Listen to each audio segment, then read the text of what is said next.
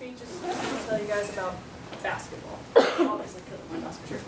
Anyway, so I'm going to tell you what's going on right here, just because it's a very short video and you guys probably won't know what it means.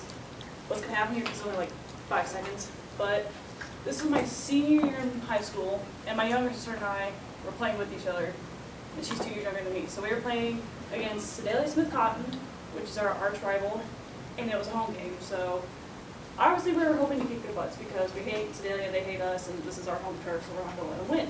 So, and our coach, he's a very gruff man. Everybody's afraid of him, which I don't understand why. But we had this play called Gettysburg. And what happens is, like, here's the 3-point line or whatnot. And so the point guard brings it down this way. So it's 4 out, basically. And the point guard passes it here, cuts all the way around.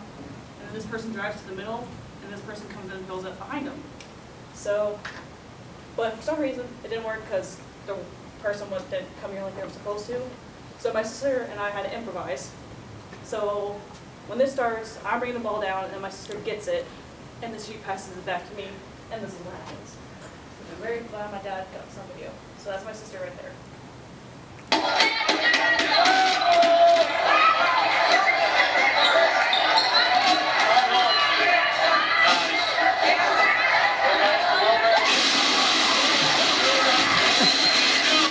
And we ended up winning by 15 points that game, which is very great. So that's what happens.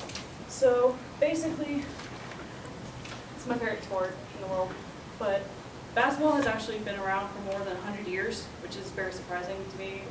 So, and it's one of the most well-known sports, and so I'm going to tell you about who invented it, how it affected me and other people, and how to actually correctly shoot a basketball. So the first thing that I want to talk about is James Naismith. He's a Canadian school teacher. He was born in Canada, then moved to Kansas, and started working there. Then he got moved to the YMCA Center in Springfield, Missouri. And he was told that he had to come up with a game for disruptive students, like that couldn't sit still in the seats, couldn't focus, couldn't do anything. So he decided to come up with this game that he learned as a kid.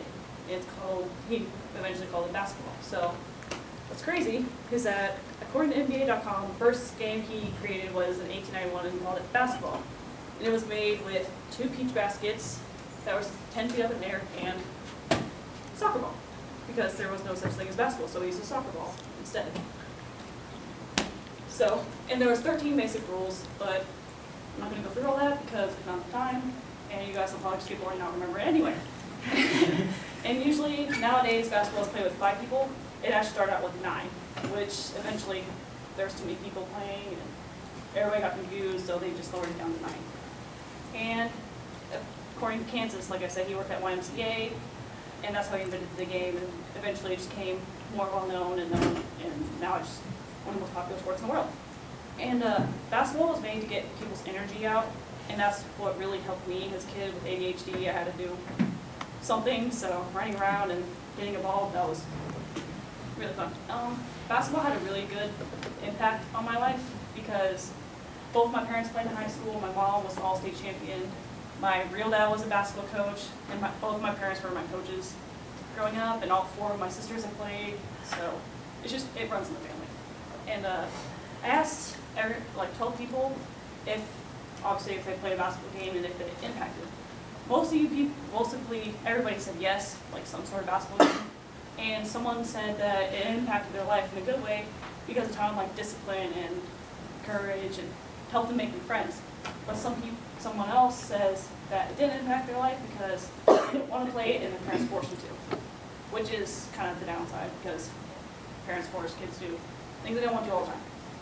But also by shooting a basketball correctly can help you determine whether or not you win the game, which is kind of obvious, but still that was interesting. So what was really hard for me growing up is because not all basketball coaches shoot the same way. And so if you don't shoot their way, they think it's wrong. So they make you try to fix it. And so doing that for 13 years, it takes a while to get used to it. So eventually, my junior year, I finally just got tired of it and did my own way. But basically, all coaches followed the beef method, which is what everybody grew up learning. And it stands for balance, eyes on the target, elbows lined up, and follow through. Beef. And so there was another thing that I saw on the internet. It's called forest.